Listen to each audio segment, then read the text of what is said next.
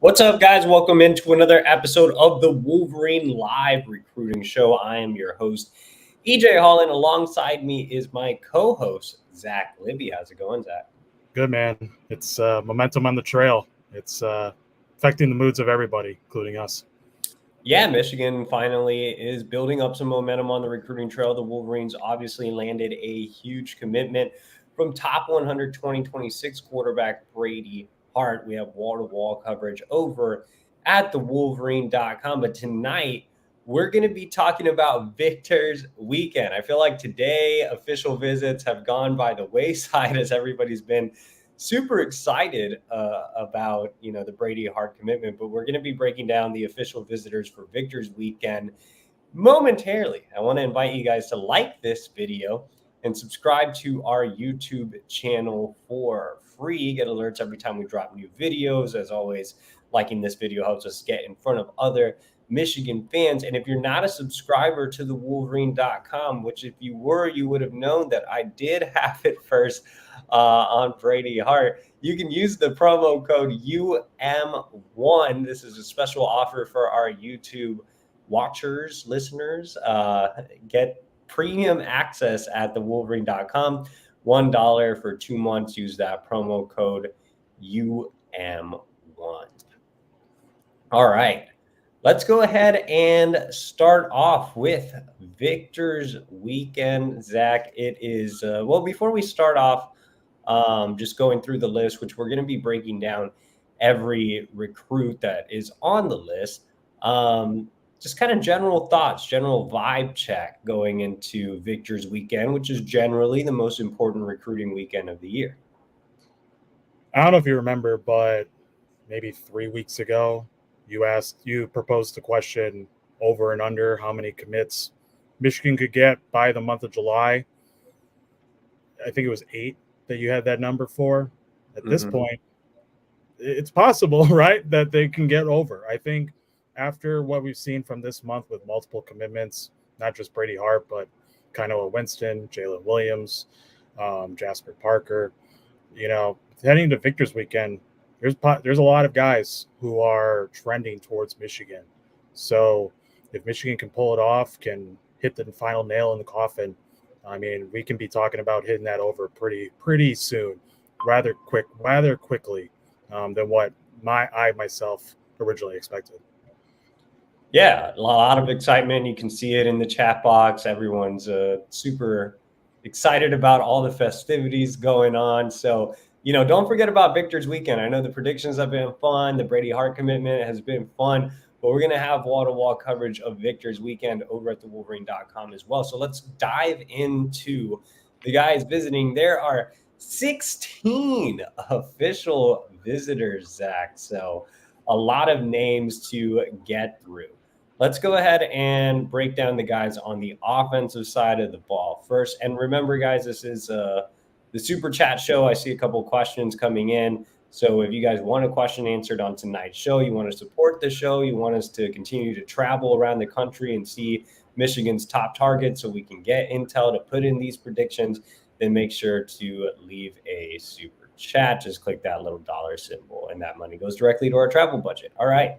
So obviously starting off with the offense, we have to start off with the quarterback position. And Carter Smith, Michigan's 2025 quarterback commit, is coming in for his official visit. Now, with all the excitement today surrounding Brady Hart, it can be easy for Carter Smith to get a little lost in the shuffle. But, man, you guys should be thanking Carter Smith because he helped recruit Brady Hart.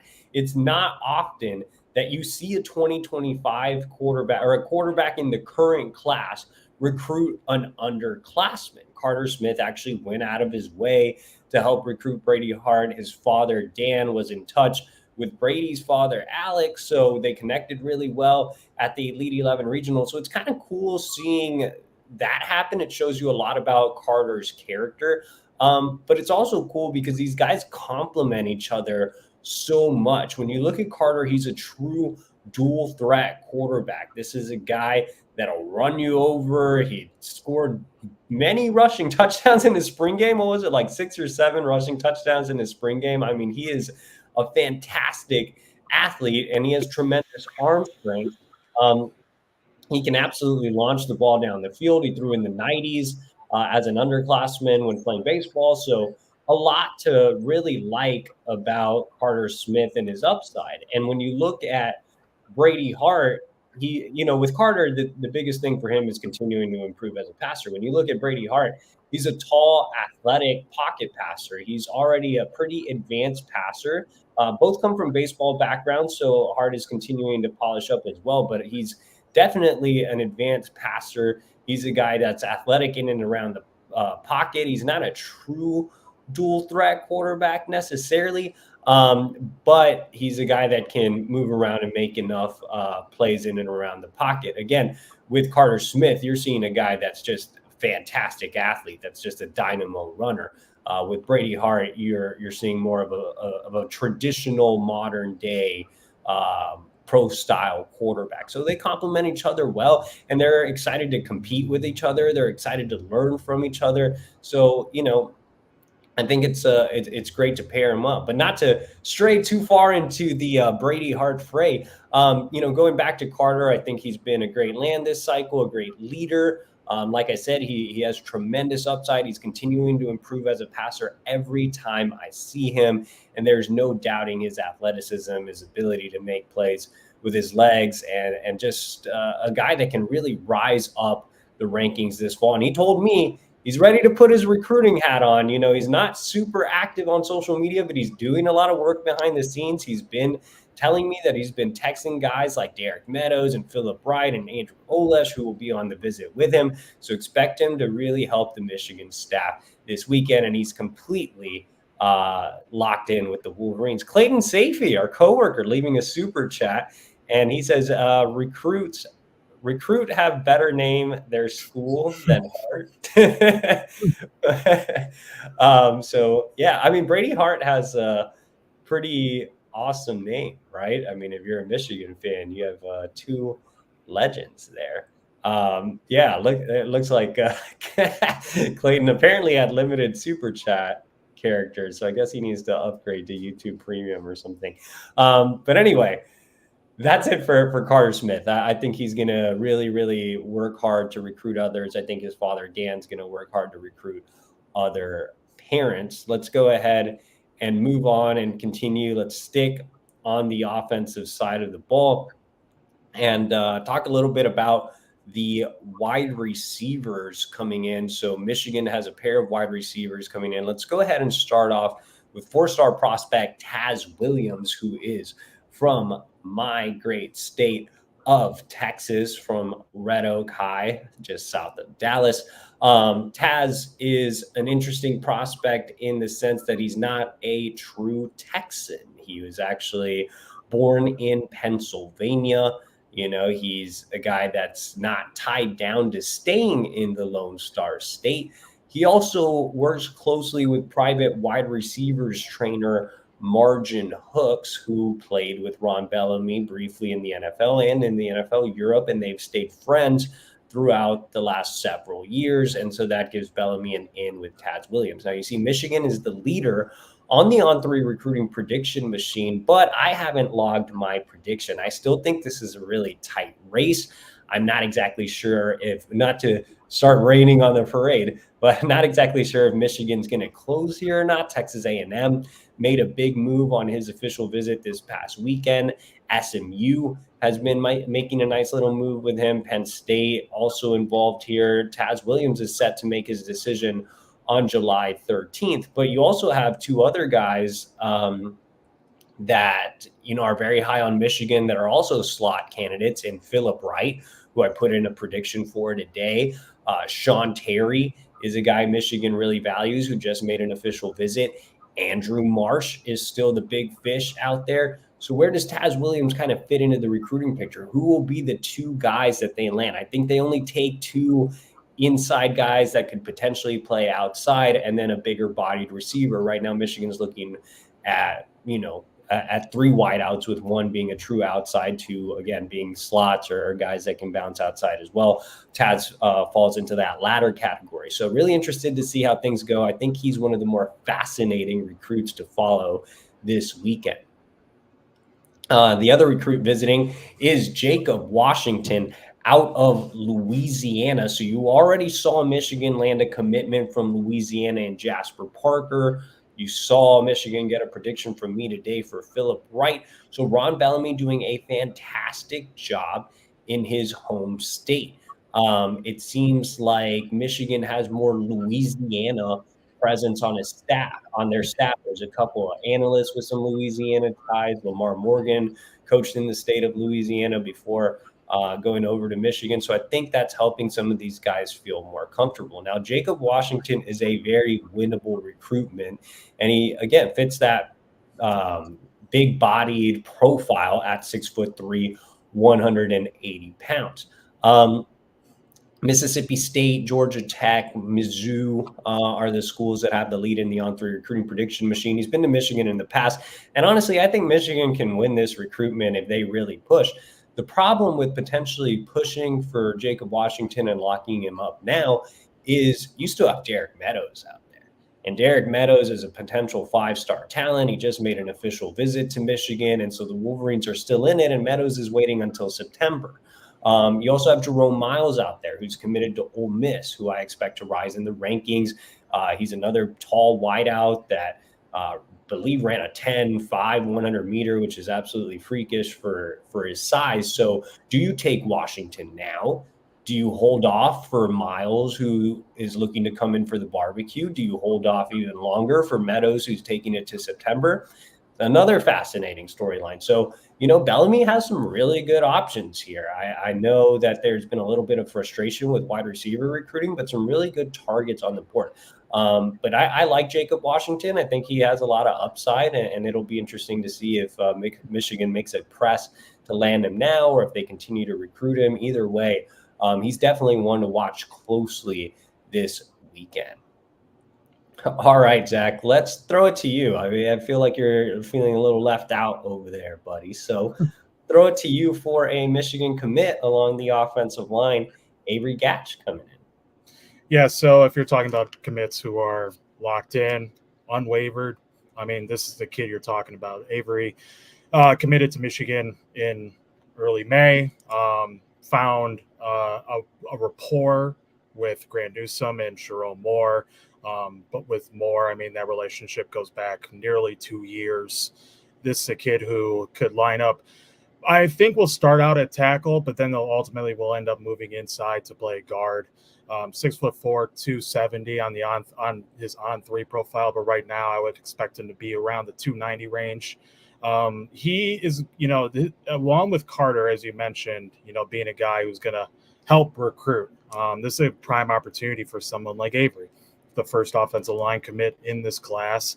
Michigan is looking to add 2, possibly 3 more guys on the offensive line this cycle. So Avery has an opportunity to be close with guys like Hardy Watts, Caden Strayhorn, guys who you'll be talking about later on, but guys who are trending towards Michigan, according to the on-3 prediction machine. So, with Avery too, I mean, I think he's a true Michigan guy. I mean, he saw the benefit of playing for a school like Michigan if you're an offensive lineman, right? Like 2 Joe Moore awards in the last 3 years, development that's led to multiple NFL players on the offensive line that played at Michigan last year. So this is a good opportunity, again, for Avery to have that leadership role and help out with, adding guys next to him. Because, as we've seen on the official visits slate with the offensive line targets coming in, the message has been that Michigan wants that Joe Moore Award trophy back.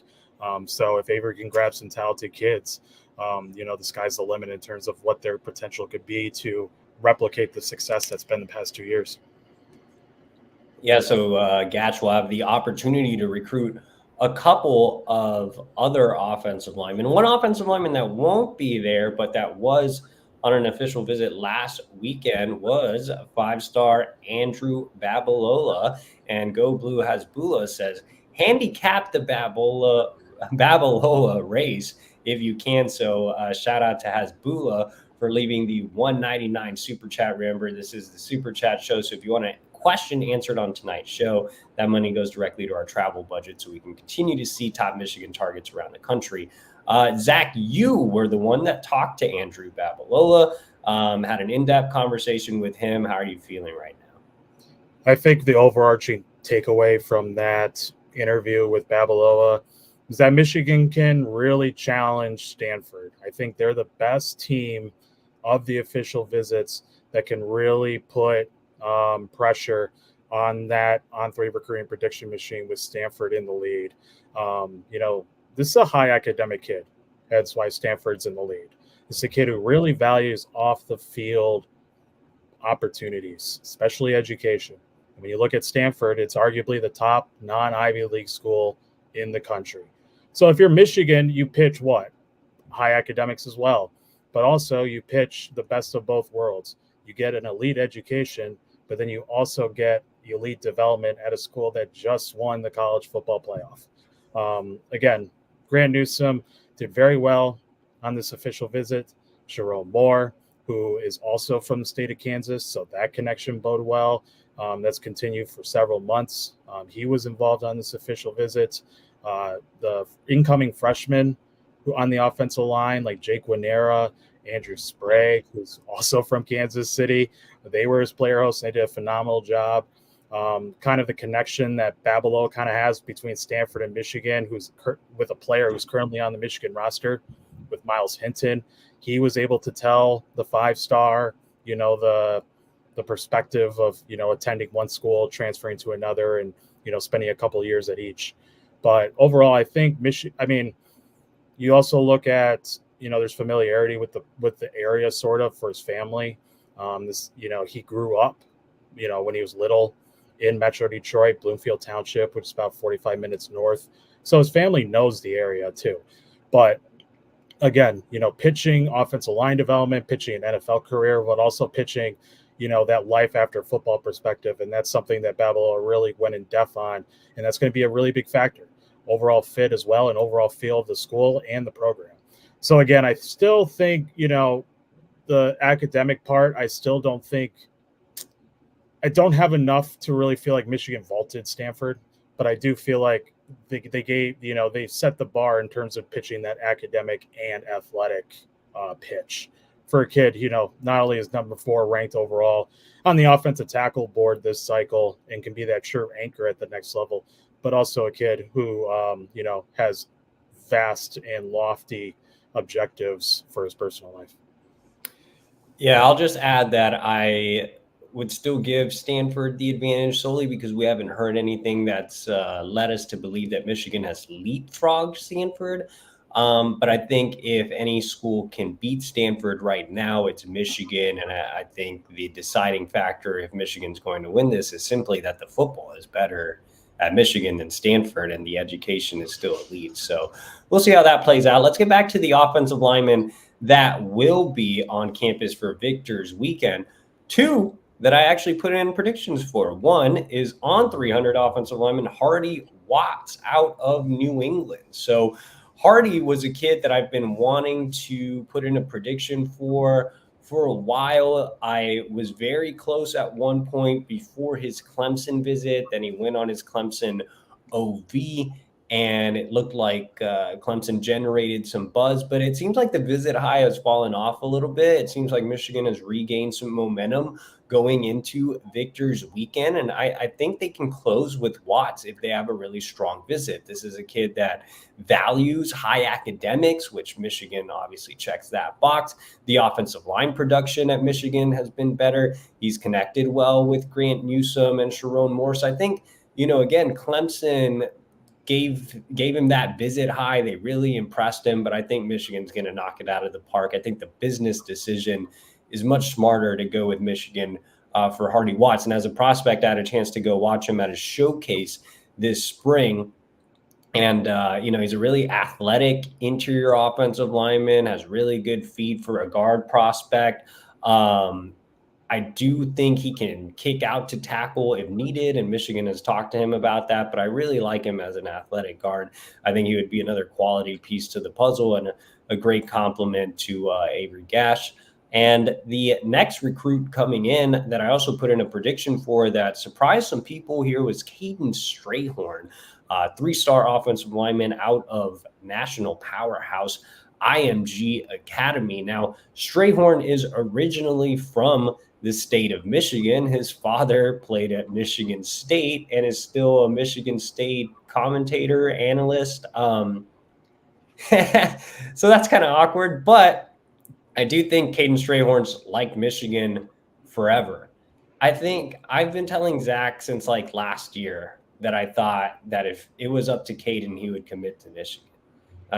Ever since I mean, I've known Caden for multiple years at this point, but ever since I saw Caden at IMG last spring is when I was like, this kid just wants to go to Michigan. If it weren't for the Michigan State tie, it probably would be an early commit already. He's been to Michigan on numerous occasions. He loves the offensive line production. He absolutely loves Sherrone Moore. There is no head coach that he has a better relationship with in the entire country than Sherrone Moore. He's quickly built a relationship with Grant Newsome, who has made him feel like a priority, was down at IMG Academy to see him during the spring evaluation last month.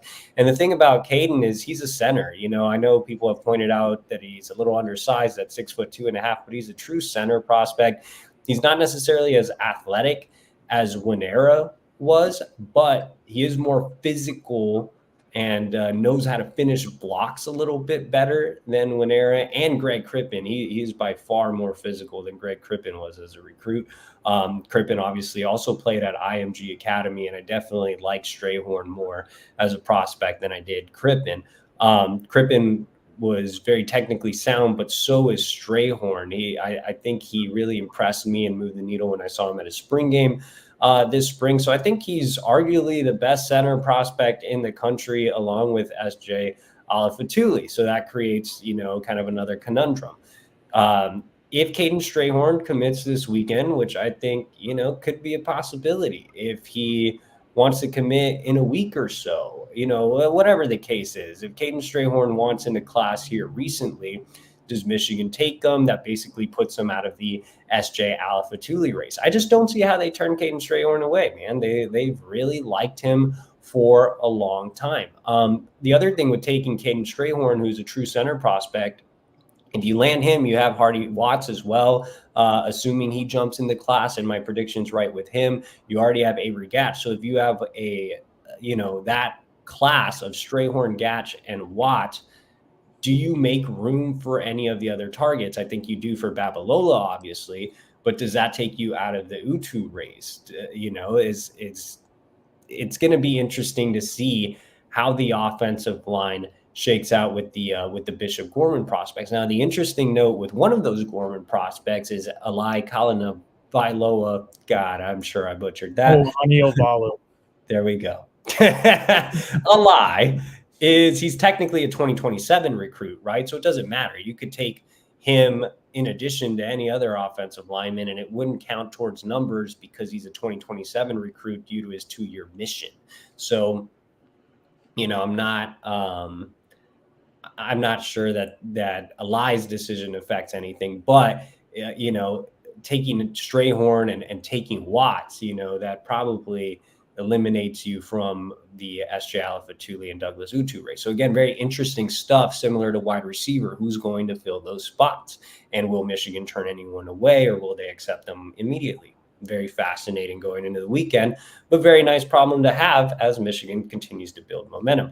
We do have another super chat, and it comes from Anthony Wellinger, and he said, how's linebacker recruiting going? I'll just take this one real quick. We're going to talk about a couple of linebackers coming in for official visits. Actually, 3 linebackers are coming in for official visits, so we'll talk about all of them. Right now, Brian Jean Mary, Michigan's new linebackers coach, is focused on 4 targets, one being Elijah Melendez, who's committed to Miami and just says a bunch of wild stuff to the media. Nobody really knows what to make of anything.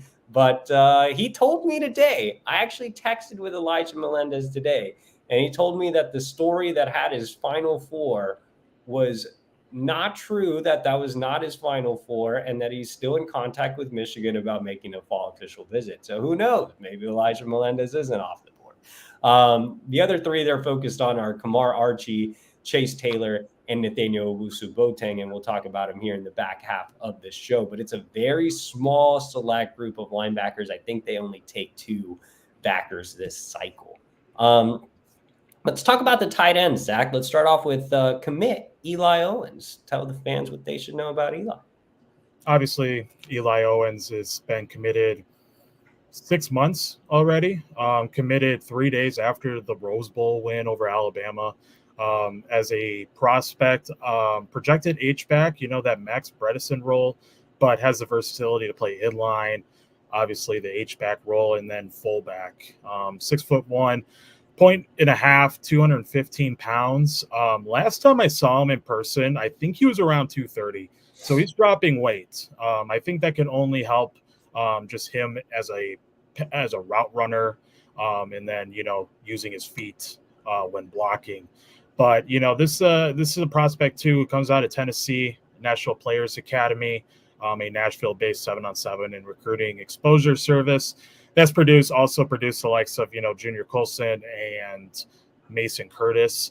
So there's a really close working relationship. Like with Avery, this is not a commit who's wavering. This is a really good opportunity too, because he's not the only one at the tight end position coming in. Their top target at the board is also expecting an official visit, and I assume they're going to be Eli Owens will be peer recruiting as best as he can.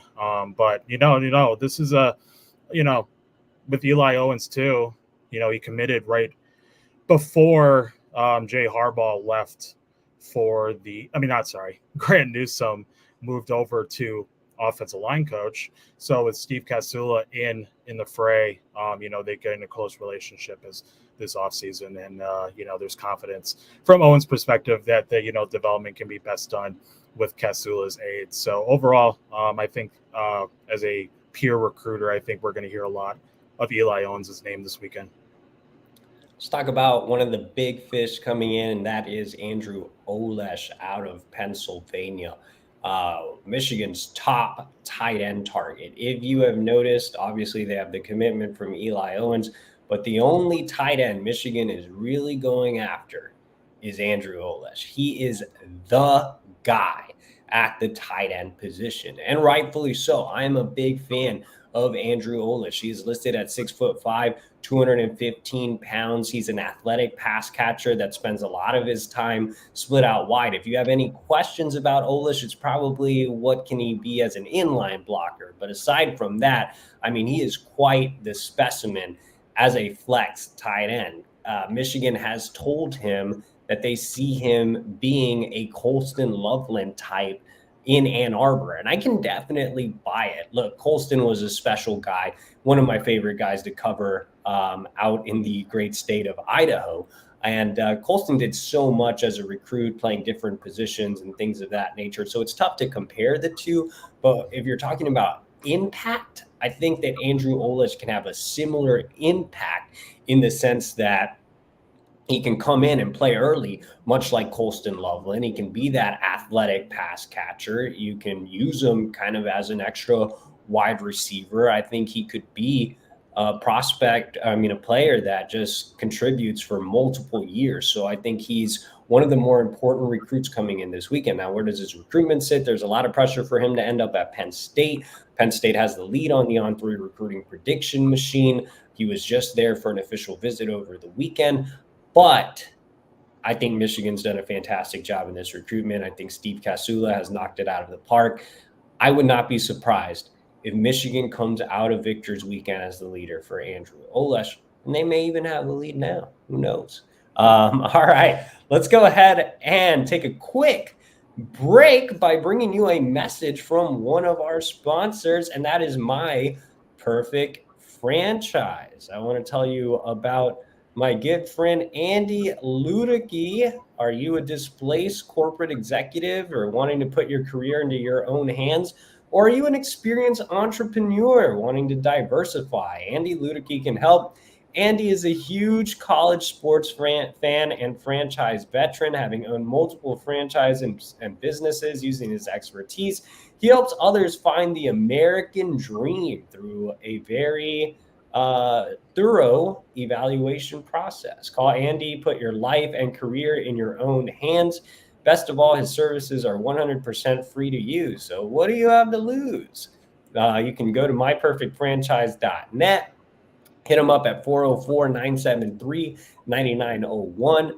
Go to www.myperfectfranchise.net and make your dreams come true. I mean, who doesn't want to own a franchise? Like I've said many times, I've always wanted to have a Chick-fil-A or, the only job I had outside of recruiting was when I was in high school. I was a coffee boy at a local Starbucks. So wouldn't it be a great story for me to go and get a Starbucks franchise? That would be amazing, stick it back to my old stomping grounds. I don't know, man. Just go hit up Andy Ludicky. He'll take care of you. myperfectfranchise.net. All right. Let's talk about the defensive side of the ball and the defensive recruits coming in. 2 defensive line commits are on the official visitors list. That is Nate Marshall and Bobby Kanka. Now, they are very interesting visitors for 2 very different reasons. One, Nate Marshall is visiting other schools. He visited Auburn, and that's created some interest in his recruitment. And with Bobby Kanka, he visited Michigan State, but it's more so, is Michigan going to press to keep him in the class? Remember, Kanka committed before the arrival of new DC Wink Martindale, new defensive line coach Lou Esposito. Zach, you know these 2 prospects well. Tell us where you think things stand with each, and do you think both will end up in the class after this weekend? Let's start with Kanka first. There's the in-state storyline with this commit with Michigan State hosting Kanka on an official visit this past weekend. If there's a school that ends up flipping Kanka at some point this cycle, it's going to be the Spartans, in my opinion. It's been an entire coaching staff push, out of East Lansing for the 4-star. They've been involved throughout the offseason for Kanka. In-school visits, an unofficial visit in the spring with teammates at Howell, and then obviously this official visit.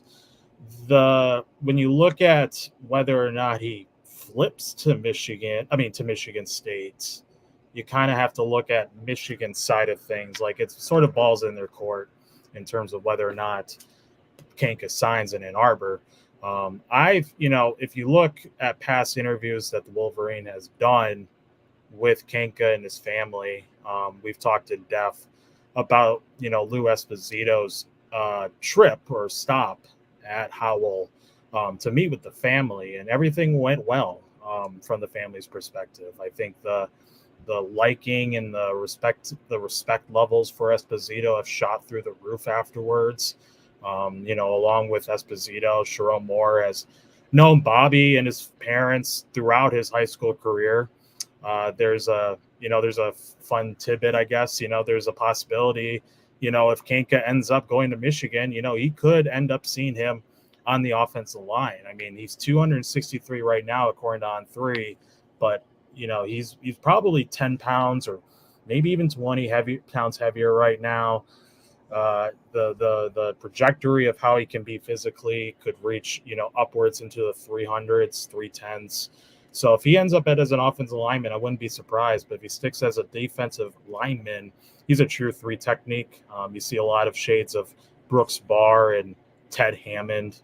But I still feel like it's going to be hard for Michigan State to end up getting that flip just because of how much Kanka loves Michigan.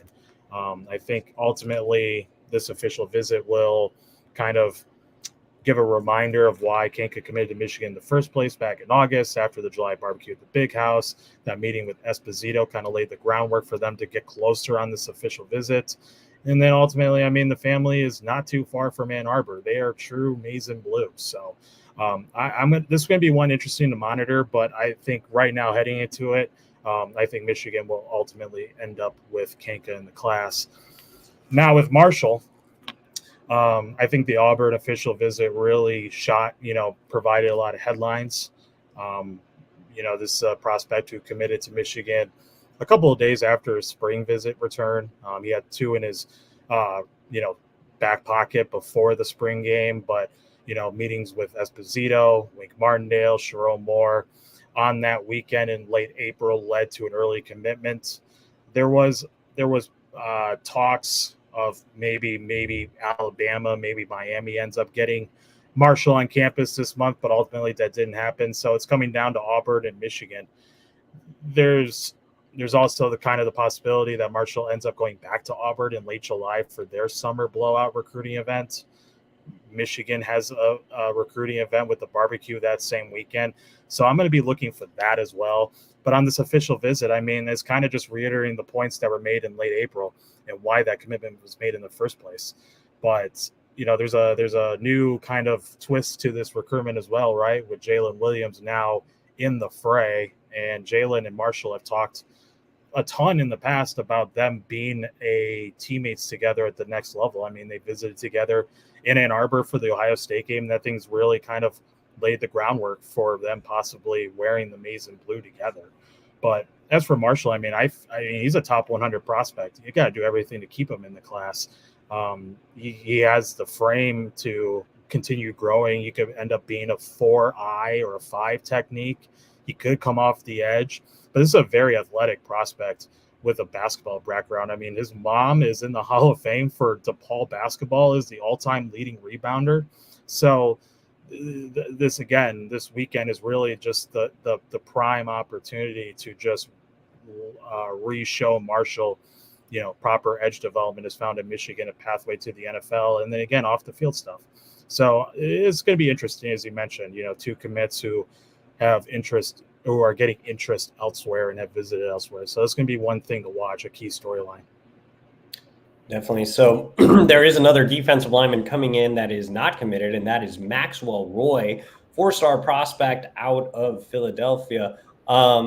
With Maxwell Roy, I put in a prediction for Michigan a few weeks ago, and it appeared the Wolverines were trending the right way. He made an unofficial visit and is obviously now scheduled to return for his official visit. The Wolverines have the hefty lead on the On3 recruiting prediction machine with a 95.6% chance of landing him. Now, he did visit Ohio State this past weekend. That throws a little wrinkle in. Initially, it looked like he wasn't going to make that visit. So it looks like Ohio State is back in it. I'm not sure if they're just trying to, throw a little wrench in Michigan's plans or what their deal is with Roy. They've been kind of hot and cold with him throughout the cycle. But look, Michigan wants him. They've made him a priority for a long time. The relationships have been there even before the arrival of Lou Esposito and Wink Martindale. Sherrone Moore had a relationship here, and Grant Newsome is the area recruiter in the Northeast and was the original person that offered Maxwell Roy. So those relationships still run deep. The Ohio State visit went well. I think it's something to monitor, but I've had nothing that has made me say I need to change my prediction. So I still feel like Michigan's in a good spot heading into the weekend. I think they can, kind of wear down some of that Ohio State buzz. And, if they have a really strong showing, I could see him, ending up in the class, obviously. And I do think he will make a decision sometime next week. So definitely keep a close eye on Maxwell Roy. Let's talk about the linebackers. Obviously, a lot of people have been asking about them. 3 targets coming in total, 2 guys that you're familiar with and one that we'll catch you up on. But let's start off with the 2 guys that most of you should already know. And one is Kamar Archie. He is my personal favorite on the board.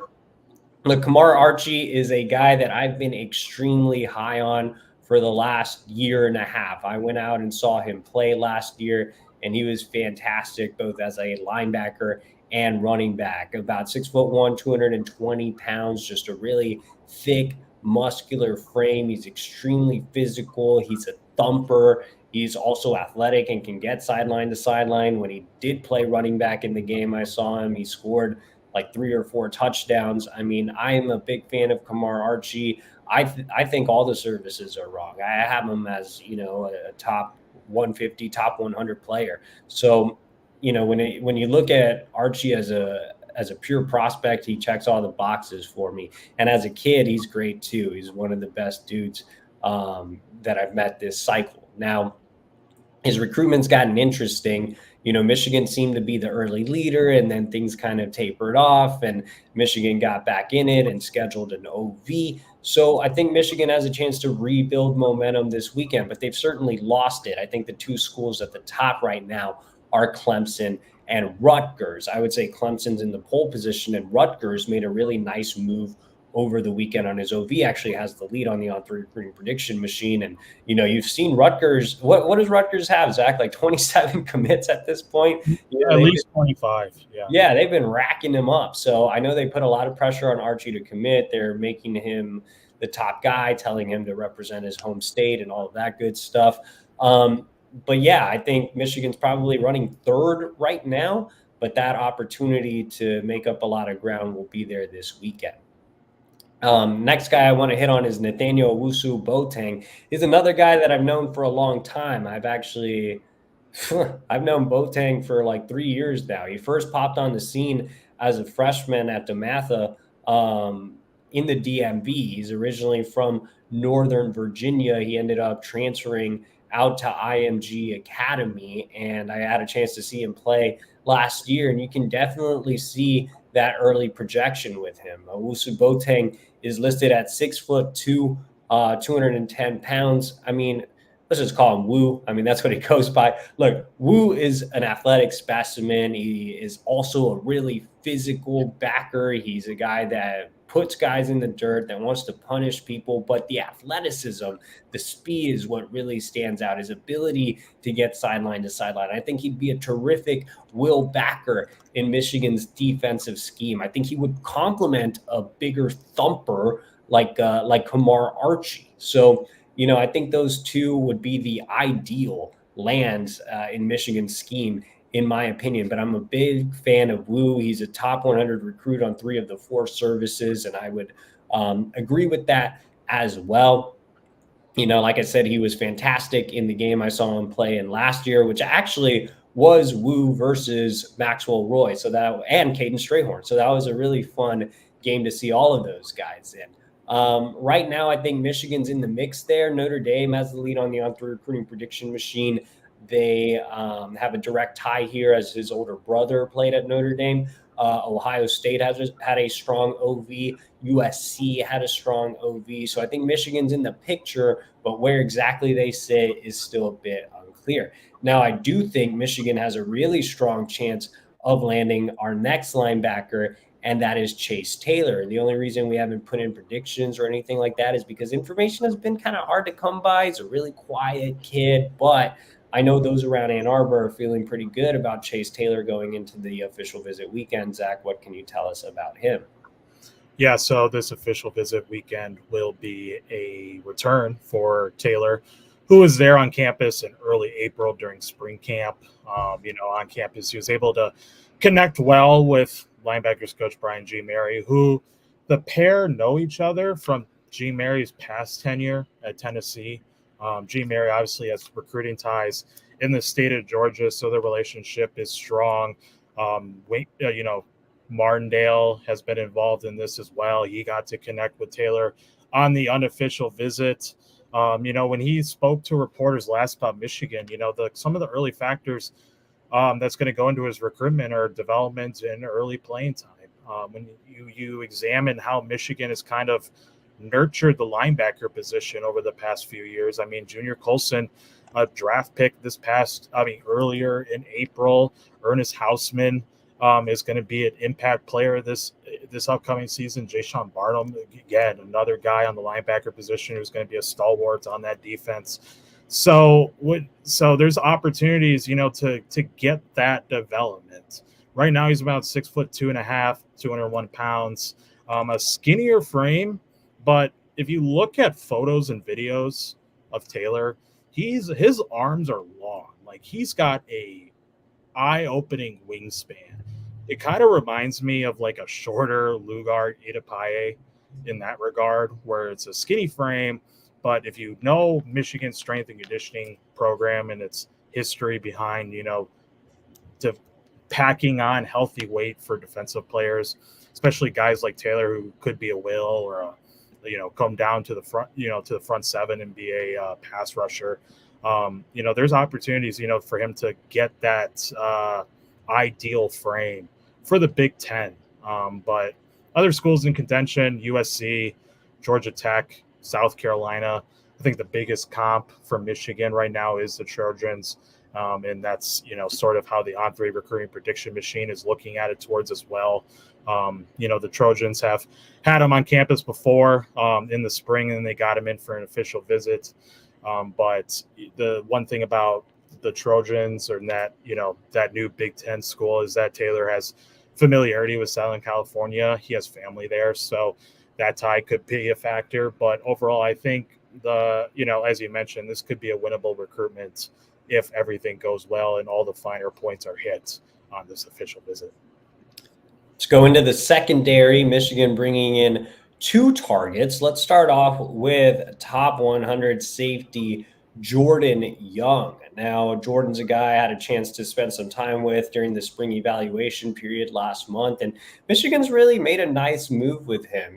They weren't really in the picture, kind of offered a little bit late, but Lamar Morgan has quickly built a relationship with him, got him on campus for a 1-day unofficial visit in the spring, and will now get him on campus for a multi-day official visit. And I think this official visit will allow him to just see a lot more about the program. Michigan's kind of risen up the ranks in Young's recruitment, but I think there's still a lot of unanswered questions from his end, just because he didn't get a chance to spend a lot of time on campus. It was kind of an in and out trip. This time he'll get a chance to, spend extended time with Morgan, spend extended time with Sherrone more, really get a feel for the culture, the city, just life on campus, things of that nature. So right now, Michigan is probably in that top 4, along with Clemson, NC State, Florida State. Those are the 4 on the On3 recruiting prediction machine. I would probably give Clemson the edge. But yeah, I think Michigan's done a nice job of prioritizing him and making him feel very wanted, and that relationship with Lamar Morgan has grown quickly. And, he's more of a true safety. Michigan already landed Kainoa Winston, who's more of a nickel. So I think they would complement each other well. And, he's not the only top 100 safety coming in this weekend. Ivan Taylor out of Florida is also coming in, and he's currently committed to Notre Dame. So, I'm about to be attacked on Twitter, but look, I've gotten some intel here on Taylor. I had a conversation with him last week, and Michigan is very much in the Ivan Taylor race. The Wolverines have had plenty of success here in Florida recently, landing Carter Smith, landing Brady Hart. Maybe that helps with Ivan Taylor. I don't think distance is a factor. Obviously, he's committed to Notre Dame, and he really values the academic side of things, the life after football, and I think Michigan can obviously offer that. Things have been kind of new from a reporting standpoint with Ivan Taylor, but this is a kid that Michigan offered early on. Lamar Morgan's been working on him behind the scenes. In fact, Lamar Morgan met with him and his family during this spring evaluation period last month. So I do think Michigan's in this. Alabama is also working to flip him. It'll be interesting to see if he sticks with Notre Dame or leaves the class. Remember, Notre Dame already has a few other safety commits. Jadon Blair is, a guy that could end up in that class. So getting very crowded. Maybe that helps Michigan with Taylor. Maybe it helps them with Jadon Blair.